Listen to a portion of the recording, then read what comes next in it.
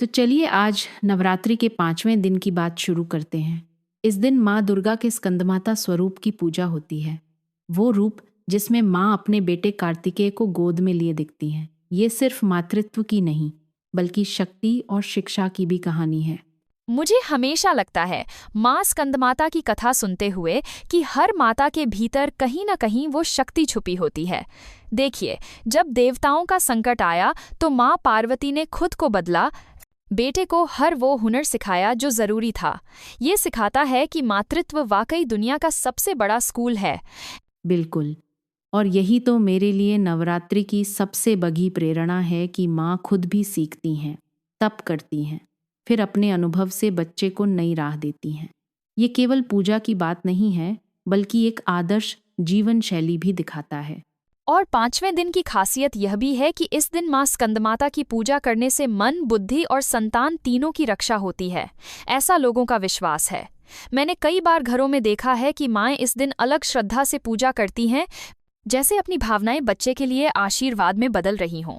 यही बात सुनकर मुझे देविका की कथा याद आती है, जो गर्भवती थी और माँ स्कंदमाता की पूजा से अपने बच्चे के लिए संस्कार लाना चाहती थी। ये सिर्फ पौराणिक आदर्श नहीं है, बल्कि आज भी कई माएँ मानती हैं कि गर्भ में पल रहे शिशु पर उनके भाव, संगीत, कथा सबका असर पड़ता है। आपने सही कहा। और ये सिर्फ परंपरा नहीं, विज्ञान भी मानता है कि माँ का मन, उसका तनाव या शांति सब बच्चे के विकास में झलकता है।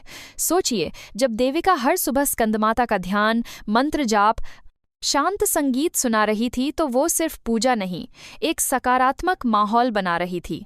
सच, ये बातें हम अक्सर नज़रअंदाज कर देते हैं, लेकिन जब जीवन में संकट आया, जैसे देविका के गांव में बाढ़, तब भी उसने पूजा नहीं छोड़ी। शायद यही आत्मबल आगे चलकर उसके बेटे में दिखा, जो बड़ा होकर गांव का आदर्श बन गया।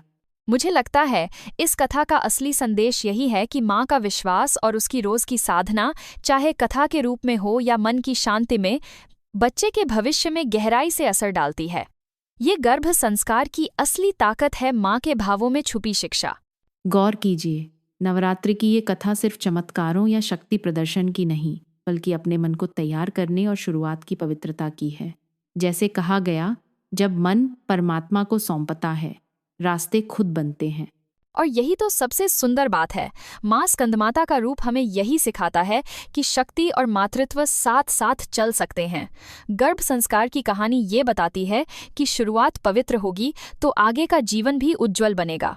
तो दोस्तों, नवरात्रि के इस 5वें दिन माँ स्कंदमाता की पूजा न सिर्फ परंपरा है, बल्कि एक मौका है सोचने का कि अपने बच्चों, अपने परिवार, यहाँ तक कि खुद के लिए कैसी ऊर्जा, संस्कार और उम्मीदें हम बो रहे हैं।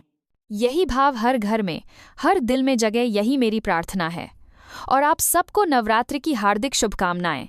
अगली बार फिर मिलेंगे एक नई कथा, नए संदर्भ के साथ।